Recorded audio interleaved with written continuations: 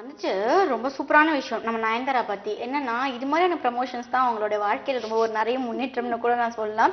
So என்னன்னு பார்த்தீங்கன்னா நம்ம ஆர்யாக்கும் நயன்தாராவுக்கும் வந்து எல்லா இடத்துலயும் ஊர் சுத்திட்டு இருக்காங்க, ரொம்ப ஃப்ரெண்ட்லியா இருக்காங்க அப்படிலாம் கேள்விப்பட்டோம். இதை தெரிஞ்சு அவங்க அம்மா வந்து ஃப்ரெண்டோட மட்டும் இருக்கணும். Yeah exactly. இப்போ ஏன்னா நம்ம ஆர்யாக்கு தீவிரமா பொண்ணு தேடிட்டு இருக்காங்களாம் கல்யாணம் பண்றதுக்காக. வயசு வேற ஆயிடுச்சுல நம்ம ஆர்யாக்கு, இன்னும் விட்டா அவள்தான்ல. ஸோ அவர் வந்து ஒரு ஸ்டேஜ் நான் சல்மான் கான் மாதிரி கல்யாணமே பண்ணிக்க மாட்டேன்னு சொன்னாரு. இப்ப வந்து திருப்பி கல்யாணம் பண்ணிக்கிறேன்னு சொல்றாரு. ஆனா அவர் பொண்ணு தான் கொடுக்க மாட்டாங்க. Yeah exactly. ஏன் பொண்ணு கொடுக்க மாட்டாங்க அப்படின்னு பாத்தீங்கன்னா எல்லார் வீட்லயும் வந்து பயப்படுறாங்களாம். ஆல்ரெடி வந்து நிறைய கிசு இருக்கு. நம்ம ஆர்யாக்கும் நயன்தாராக்கும் நிறைய ப்ராப்ளம்ஸ் இருக்கு. அது மட்டும் இல்லாம ரெண்டு பேரும் எப்ப பார்த்தாலும் ஒன்னா ஊர் சுத்திட்டு இருக்காங்க, ஒன்னா தெரிஞ்சிட்டு இருக்காங்க. அந்த பொழுது வந்து எல்லா பொண்ணு வீட்லயும் பயப்படுறாங்களாம். அவங்க வேற மாதிரி ஏதாச்சும் ப்ராப்ளம் ஆயிடுமா அப்படின்ட்டு.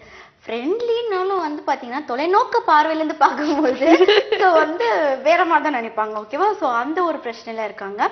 அண்ட் அது மட்டும் கிடையாம ஆர்யாவோட அம்மா வந்து செம்ம கான்ல இருக்காங்க நயன்தாரா மேல. இவ்வளவு தானே நம்ம பையனுக்கு இன்னும் வந்து மேரேஜ் செட் ஆக மாட்டேது அப்படின்னு சொல்லிட்டு அவங்க செம்ம டென்ஷன்ல இருக்காங்களாம்.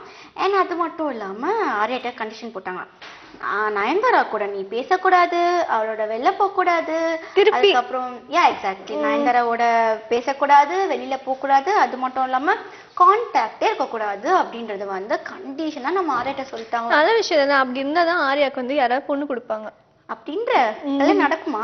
நடக்கும்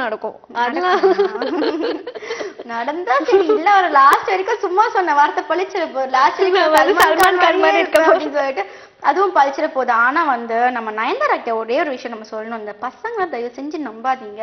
பசங்க வந்து சரியான வந்து எப்படி சொல்றது, பசங்க எல்லா பசங்களும் சொல்ல, குறிப்பிட்ட சில பசங்களை மட்டும் நம்பாதீங்க அப்படின்ற மாதிரி லைஃப்ல அப்பெல்லாம் அதுமே கிடையாது. நம்மள ஸ்ட்ராங், நம்ம மத்தவங்களை அளவைக்கு ஒரு சங்கம். ஸோ அதனால நம்ம அள மாட்டோம். ஓகேவா?